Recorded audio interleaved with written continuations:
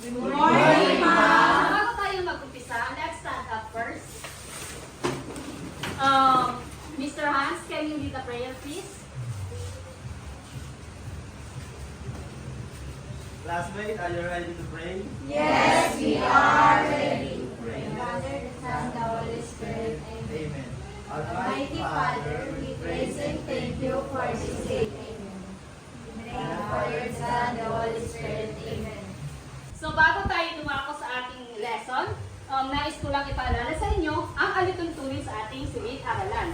Unang-una, huwag maingay. Pangalawa, umupo ng maayos. Pangatlo, makinig ng mabuti sa guro. Pang-apat, igalang ang bawat isa. Pang-lima, itaas ang kamay kapag sasagot. So ngayon, meron tayong gawain dito. Sabihin ang tama. Sabay thumbs up kung ang sinasaad sa sitwasyon ay tama. At sabihin ang mali, sabay thumbs down kung mali. Sino ang gustong sumagot ng number 1? Miss Elgin? Karapatan ng bata maglaro kaya maaari ko maglaro kahit anong oras mo gusto.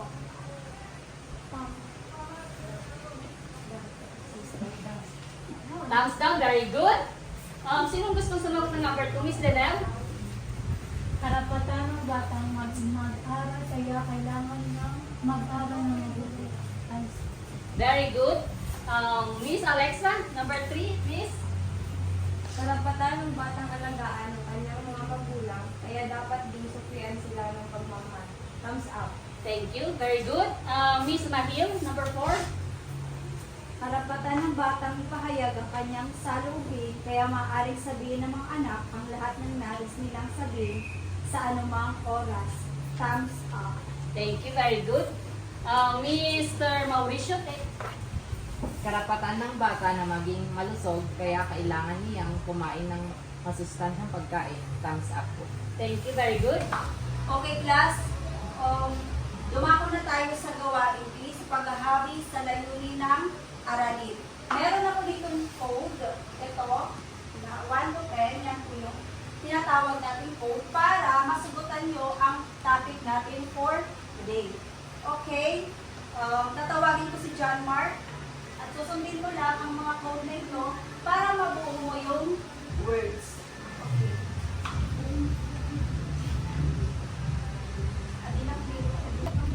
Ito for drip. Tapos, very good.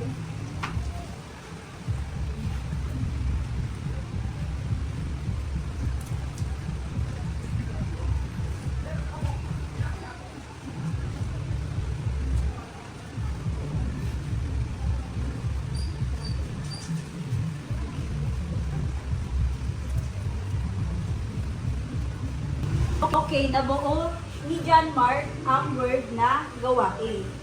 Gawain. Dito naman tayo sa second code ko. Miss Charlene, can you please answer this code?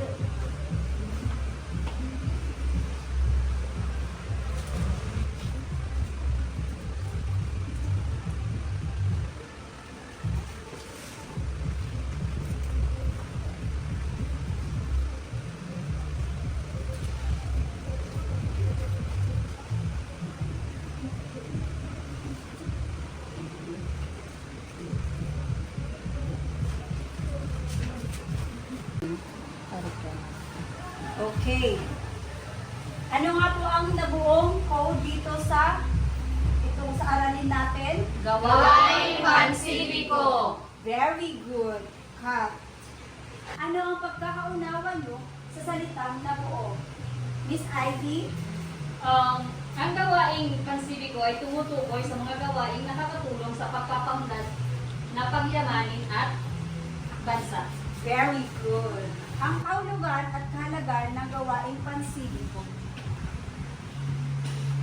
Ang salitang sibiko ay mula sa salitang Latin na ang ibig sabihin ay mamamayan.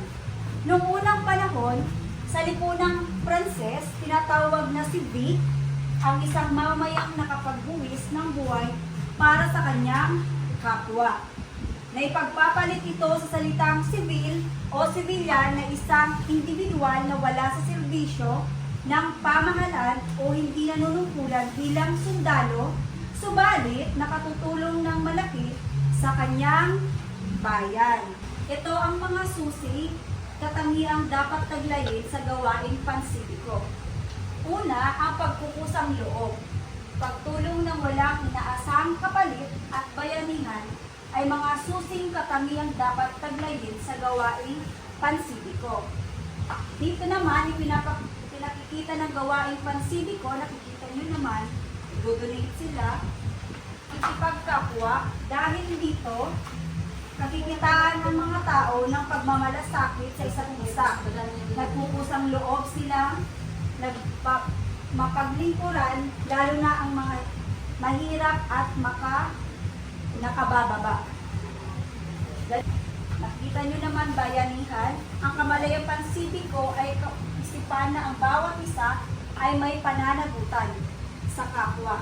Ito ay pagkilala na ang individual ay may kakayahang paunlarin ng lipunan sa anumang paraang kaya niyang tumunan at gampanan. At panghuli, kumikilos sila at tumutugon sa pangangailangan ng iba kahit hindi pagsabihan o walang kumpas ng pamahalaan.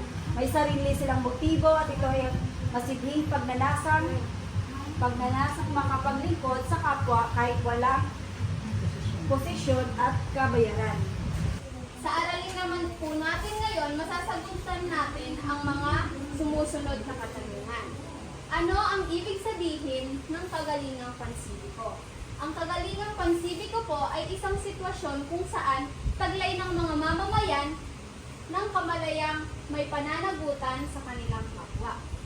At bakit ito naging mahalaga sa isang lipunan? Naging mahalaga po ito dahil ang kagalingang pansibiko sa lipunan ay nagpapakita ng malasakit at pagbubusak at paglilingkod sa mga mahihirap at nakabababa. At sa number 3 naman po ay ano ang maaaring idulot nito sa ating bansa.